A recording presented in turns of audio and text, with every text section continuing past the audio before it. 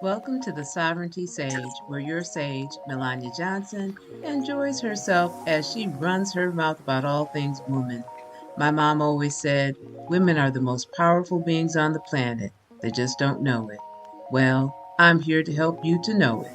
Put on your big girl panties because we're going deep. I'll talk about it all. Now let's go claim your sovereignty, shall we? Hello.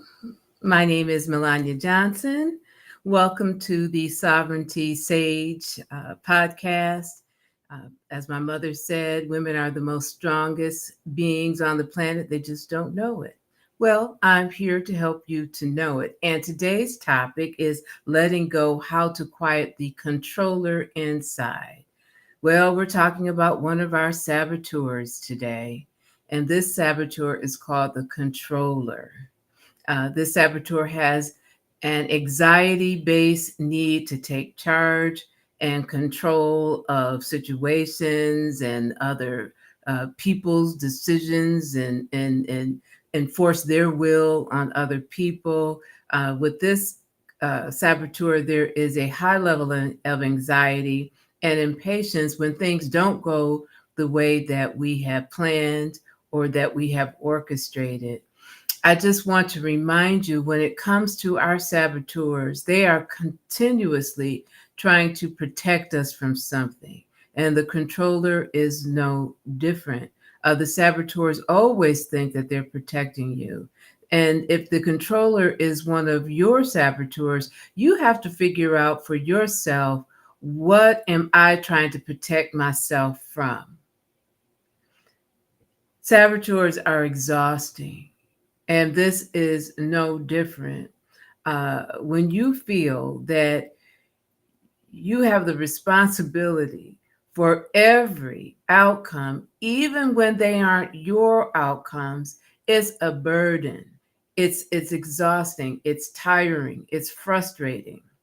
The need to control is stressful and it's infuriating because 99.9% of life is outside of our control, right? And the problem is that routine fools us into believing that we actually have some level of control, right? We have our routines. I set the clock for 5:30 a.m. to wake up every morning, and boom, the alarm goes off. I get up. I've set the coffee timer, right, for 5:45, and it's brewing as I get up and brush my teeth and take my shower and then get my coffee and then go off to do whatever it is that I do for the day. And, there's lunch and then there's, feeding the dog and whatever those routines are, give us a false sense that, hey, I've got control.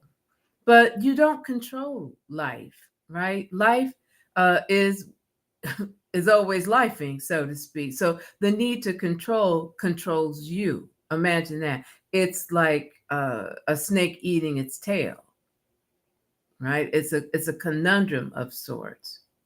Using that same analogy. So I've set my clock and it goes off every day, and I've come to believe that I'm in control. But hey, a lot of things can happen between the time you set that alarm and the time that it goes off. They could be big things. For example, I knew someone who woke up in the morning and found that her husband had passed away during the night, laying beside her. She had a routine.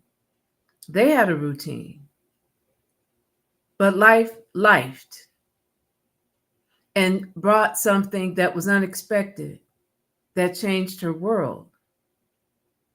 And it doesn't have to be big and catastrophic as that. Most of the time, the things that derail us aren't necessarily the big things. You go to sleep at a certain time. I'm going to get my, X amount of hours of sleep, and somebody's car alarm goes off, or the dog unexpectedly needs to go out, or you get up to go to the bathroom, and then by the time you get back to bed, your mind has thought of all the things on your to-do list for the next day, and you can't fall asleep, and you had a restless night of sleep, and you wake up and you don't feel yourself, and boom, here we are, right? Life doing what it does. So we fool ourselves into believing that there is a control because there is some sort of routine.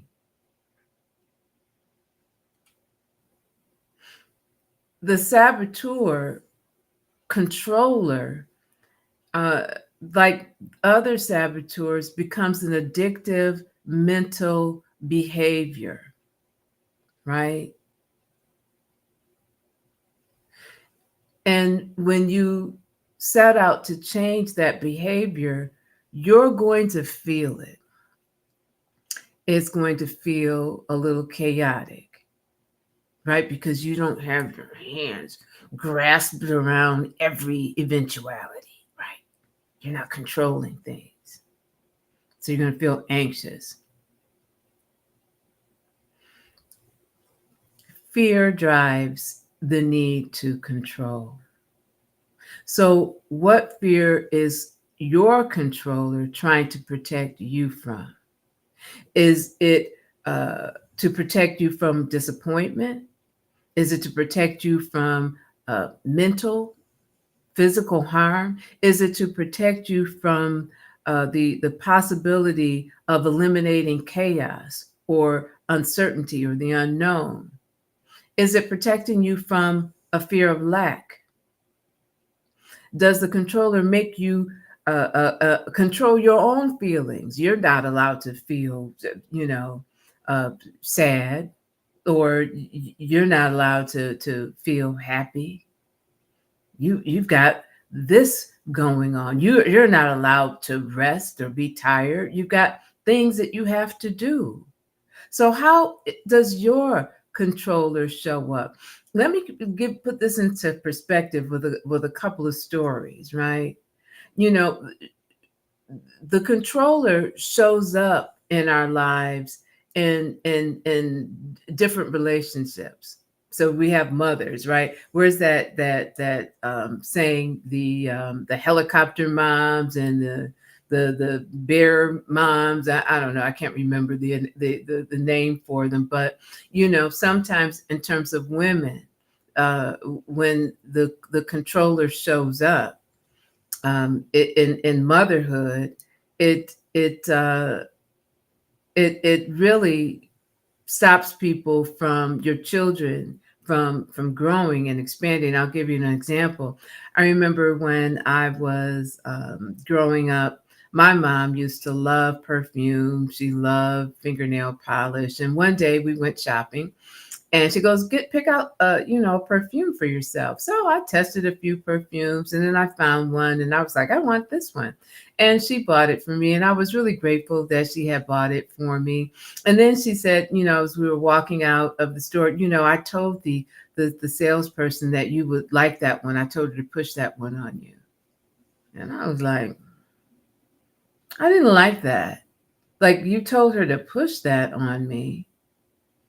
It really annoyed me that I could not make a simple decision without her weighing in on it. And that was what the controller does sometimes. It weighs in on areas that it shouldn't. And so when I think back, I take a deeper look at our need to control and the controller. I then wonder if controlling something as tiny as my decision on a perfume really mask a need that was in my mother to control maybe some of the bigger things in her life, right? When we can't control the big things, then we really micromanage the little things because we may fear having to try to tackle that big thing that is holding us back. We the controller, like the other saboteurs, is always trying to protect us. So as mothers, we're trying to protect our children from harm, from disappointment, from all things bad. And in order to, sometimes we become too controlling.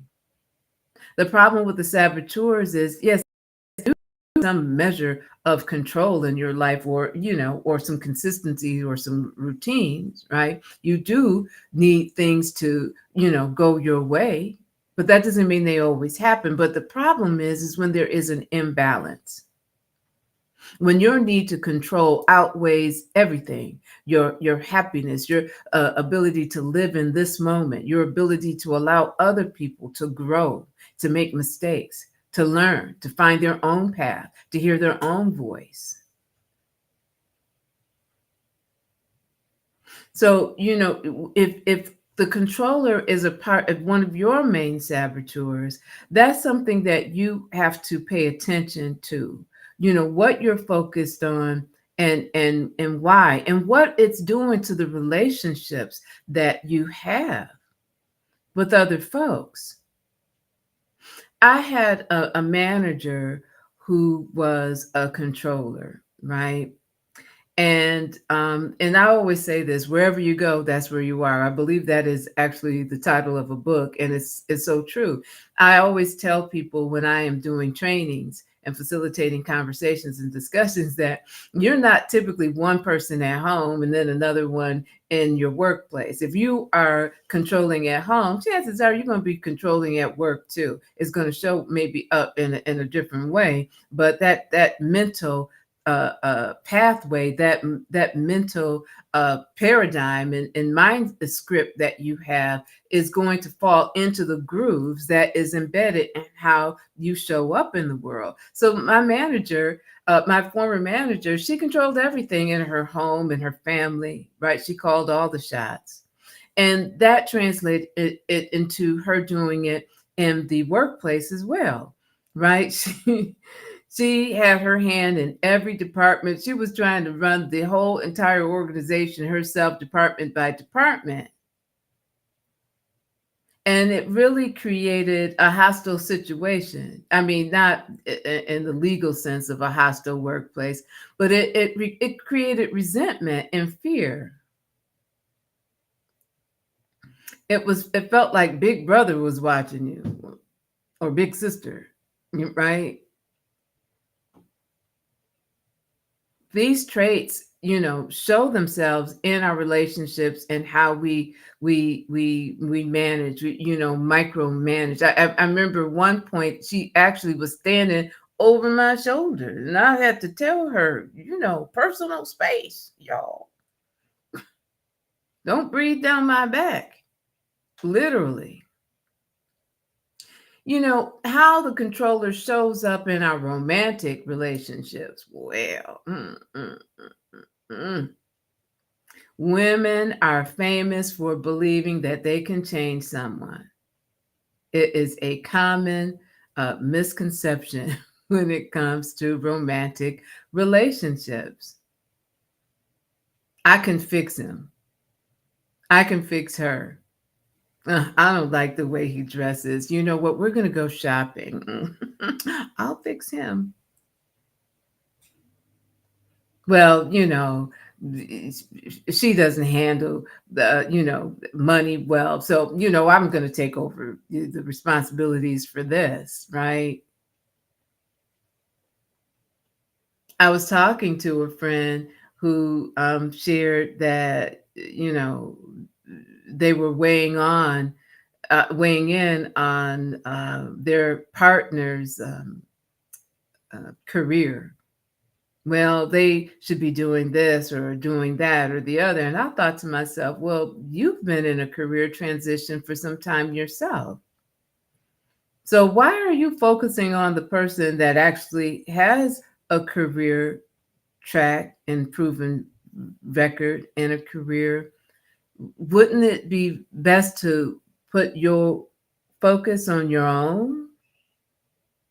But see, like I said, sometimes it's easier to hone in on fixing somebody else as opposed to honing in and fixing ourselves.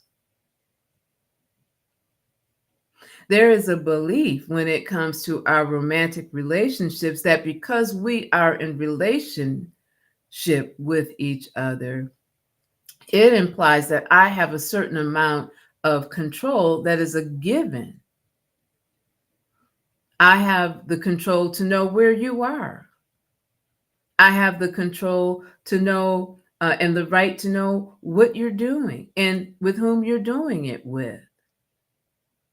There is an implied assumption that because we are in relationship with each other, that we are here for an eternity together. And we're going to control things to make sure that outcome happens. But here's the problem: life, people change, desires, wants, values change. And sometimes what started out to be forever isn't. And no amount of control is going to change that outcome.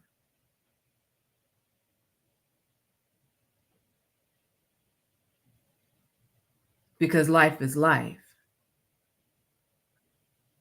How it shows up into our platonic relationships. Mhm. Girl, you know what you need to do. Mhm. Well, if I were you, this is what I would do. Well, I told them that they needed to, right? We have got advice for everyone, and I am guilty of it. The controller is not one of my top saboteurs, but it doesn't mean that I don't demonstrate that sometimes. I am famous for telling people what to do. Ergo, why I'm here with you today, telling you what to do, right? But see, the difference is that you volunteered for this conversation, right? I would sometimes inject my feelings about what people should do and be insistent upon it, whether they asked for that or not, right? And so I am in the process of learning that my opinion is not always needed, my perspective is not always wanted, and that I can allow people to make their own decisions.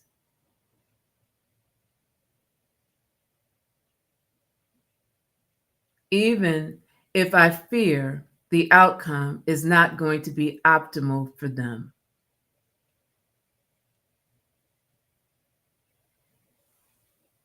It is a really big thing to decide to take your hands off the wheel. The controller kills everything, right? If you hold on to something too tight, you strangle it. The controller strangles and handcuffs everyone, including yourself. You can't enjoy yourself unless you're calling the shots or making the plans. You can't allow others to learn and grow and make mistakes. You can't allow yourself to make mistakes. You can't allow yourself or others to be their authentic self because you have to dictate and direct every part of life, or you won't be satisfied. Your relationship with yourself and others is stifled and frustrating when the controller is in charge. So, there's a topic that I'm going to talk about a lot in our discussions, and that's expectations. Killing our expectations. Expectations will be a reoccurring thing, but expectations can drive the need to control because we sometimes have unrealistic expectations that make us want to control the variables to ensure an outcome that we expect or that we want. So you expect a certain ending. You expect a certain behavior from people. Well, that I expected my sister to do this. I mean, for after all, she's my sister, right? I expect somebody that I'm dating to act like this or to do that. You have an expectation that if something doesn't happen the way that you want, you'll be unhappy. But if it does happen the way that you want, you'll be happy. I cannot say it enough times that expectations are never good. They only lead to unhappiness. Now, this doesn't mean that you can't look forward to things. This is not about extremes, right? This is all about finding balance, right? But at the same time, you can decide not to base your happiness on a specific outcome. If this happens, that's great, and if it doesn't happen, oh well, I'll survive it. I'll live, right? And I'll keep going. You can be at peace even if the outcome is not necessarily what you thought was optimal. Because sometimes what we think we need, or if we think a particular outcome is going to put us in a particular position, or bring something to us, and it doesn't happen, and something else happened, and then we're like, whoop, clutch the pearls. You know what? This is actually what needed to happen.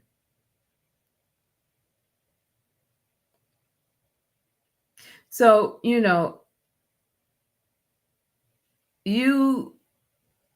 in your work, when it comes to the controller, is breaking the illusion, right? It is an illusion of control.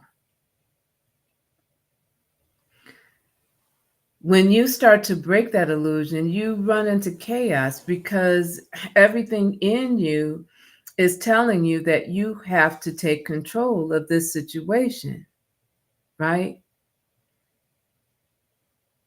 And if you don't take control, well, here's some of the things that we said. Well, if I don't do it, it's not going to get done. Well, if I don't do it, it's not going to get done right. And then, for heaven's sakes, don't let somebody do what you asked them to do and they didn't do it the way that you thought they should do it. And now you're just, I'm going to take this back because you're not doing it the way that I want. It's not hitting my standard, or you didn't follow this procedure. And now, that's not how you stack a dishwasher, okay? So as you begin to wean yourself off, you're going to feel some anxiety. But here's the thing: you feel anxiety, and then it makes you take control. You don't take control, and you still feel a little bit of anxiety, but you're moving in a more positive direction in terms of balance of your life. So you're going to have to deal with the uncomfortable feelings at first, but they eventually will dissipate and you'll start to feel better. You won't be as burdened. There are people who feel that I've got to take care, I've got to be the matriarch of the family, and I've got to take care of everyone. And while I'm taking care of everyone else, my life is disintegrating. I'm not taking care of the things that are important to me: my health, my mental well being, right? My finances. I'm giving to this person and that person and this person, right? Maybe I'm not taking care of myself. Maybe I'm the person that somebody comes because I get to control and weigh in on their life. They come to me with all their problems, and now I'm burdened with that stuff. So, letting go of the expectation that life is always happy, fair, safe, predictable. It's not. What you want is not always what life is going to give you, no matter how much you try to control it. So, how do you let go? Step one: observe yourself. Notice when you attempt to take control, and then later sit down as an exercise with yourself and think about how you are showing up in the world. What things do you routinely take control of? How does it make you feel?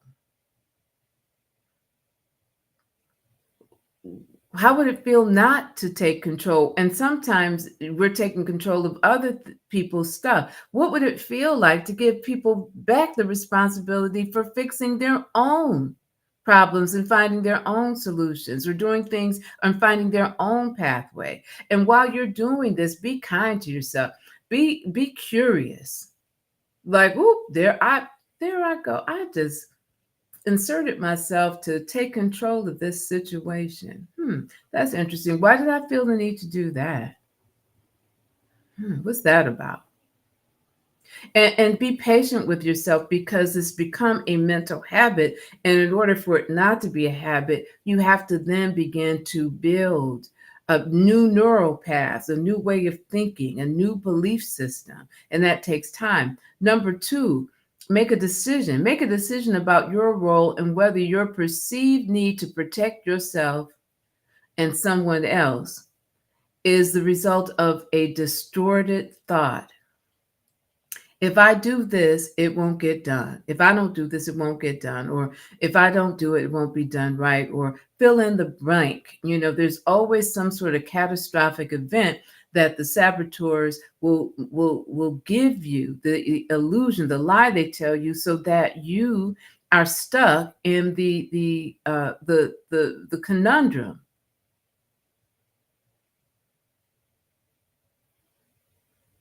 There are things in life that we have to take control of, right? That we have to do. The probability maybe of me waking up is good, right?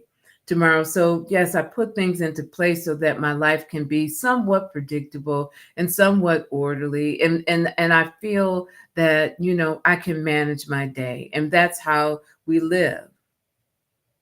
But when you begin to feel stressed, then you know that you're out of balance.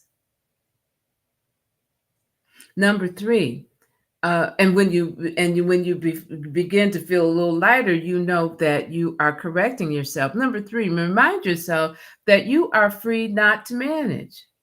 You have a choice. You can remind yourself in the moment, once you start to recognize your tendency to always want to take control, that you don't have to. You don't always need to be in control. Slowly begin to give others and yourself the power to live, to just be, make mistakes, lose, win, and grow. Number four, see what happens. Accept the outcome should you not take control. One day, you nor I will be here, right? And I can guarantee you this: the world will continue, life will continue, the people that you love that are important to you will continue, they'll go on. And as important as we think we are, eternity is longer than our existence. So at some point, we very well may be forgotten. And all the control that you try to exert into this world means nothing.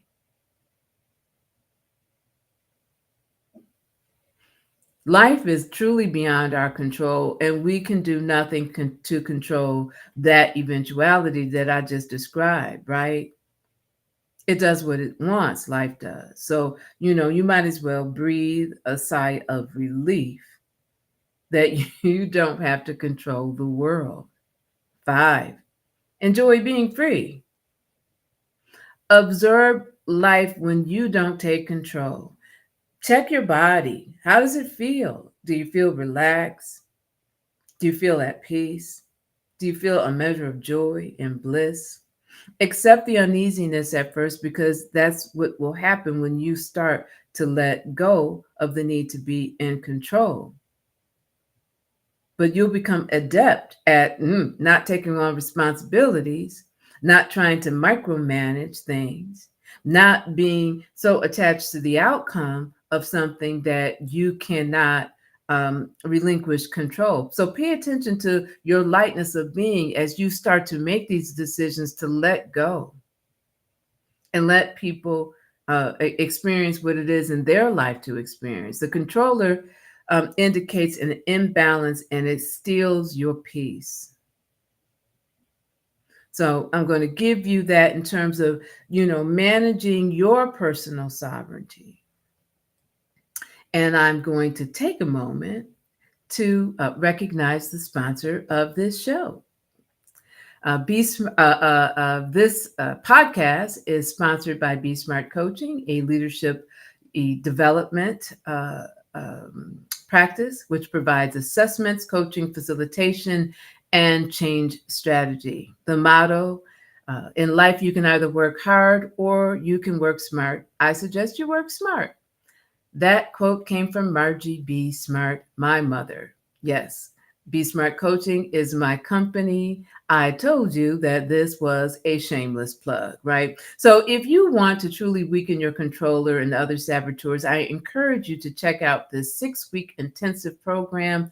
It changed my life and helped me to intercept the negative voices and the saboteurs and rewire my brain, allowing me to lessen anxiety and depression, something I've had most of my life. In this program, you will learn ways to stop the saboteurs in their tracks and form new ways of thinking about yourself and how you operate in your life. I'm now registering women for my 6 week positive intelligence mental fitness program starting January 11th, 2025. Register before December 25th, 2024 to receive special pricing for the Sovereignty Sage family. I've left a link in the description for a video that explains the program and its benefits. I think this is a great way to kick off your new year. When it comes to mental fitness, this is something that you have to work on daily. It's not a haphazard approach. So part of the program offering is an amazing app that helps you to track your progress and provides you with daily exercises to strengthen your mental fitness. We have a weekly group coaching session, which I facilitate. It's a small cohort of 5 like-minded women who are there working to improve their mental fitness and their quality of life. And you also receive a digital copy of best-selling book Positive Intelligence by Shirzad Chamine, who is the founder and of this amazing practice. So December 25th is the deadline. If you'd like to chat with me to learn a little bit more about the program and whether it's good for you, absolutely reach out to me. Again, I will leave the link for the explanation and the benefits of this program. So we have looked at the personal sovereignty, and now I want to take a minute and as we gain our personal sovereignty, right, we always have to turn the lens to the global sovereignty of women in other parts of the world. And I think that this is a great time, excuse me, to look at uh, how women have impacted movements that have changed the world. And I want to talk to you today about the women's suffrage movement. And it seems only fitting because here in the United States, we are coming upon a very consequential election, right? And so I want to talk about the women's role in our rights to vote. Let's not forget that women did not always have a right to vote, right? And this right to vote, just like the right to have sovereignty over our bodies, is a right that we should never take for granted. Women in the United States fought for 80 years to get the right to vote in elections. Now, I'm certain they probably started before then trying to get a right to vote, but when they became a collective toward this end, it took them 80 years to earn the right to vote. The strategies that they use: mass demonstrations, petitions, court battles, the establishment of International Women's Organization. Here is the blueprint, y'all. Not very different from the Irish and Protestant women's movement that helped to end the civil unrest that plagued their country for, I think, about 40 years. So this goes to show you, when women unite, we change the world for the better. So ask yourself, what movement do I need to join? What movement do I need to start, whether it's in my community, in my workplace, in this country? Where do I need to align my power so that we can make sweeping changes? There are still women on this planet who do not have the right to vote. And to show you how fragile this right is, or how it can be manipulated, here in this country, there are those who want to change how our votes are represented. There is a movement out there, or a string of thought, that women who have no children can have one vote, but women who have children should be able to have a vote for each of their children. Well, wouldn't that silence the vote of that one woman? Collectively, we must use our vote to promote the things that are important to us and our values, and um, the safety and growth and protection of this planet and the people on it. So, as we go into the election, just be mindful of putting people into power that are going to represent women's rights. We are half of the world's population and are woefully underrepresented. With that, I'm going to share with you a quote. I would rather be a rebel than a slave. We have to free half of the human race, the women, so that they can help to free the other half. Emmeline Pankhurst, British political activist and suffragette.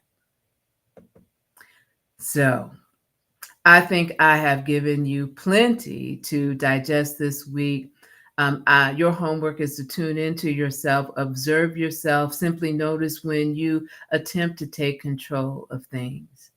And as an exercise, have a cup of tea or pour yourself a glass of wine and just reflect on what are the things in my life that I routinely, try to take control of.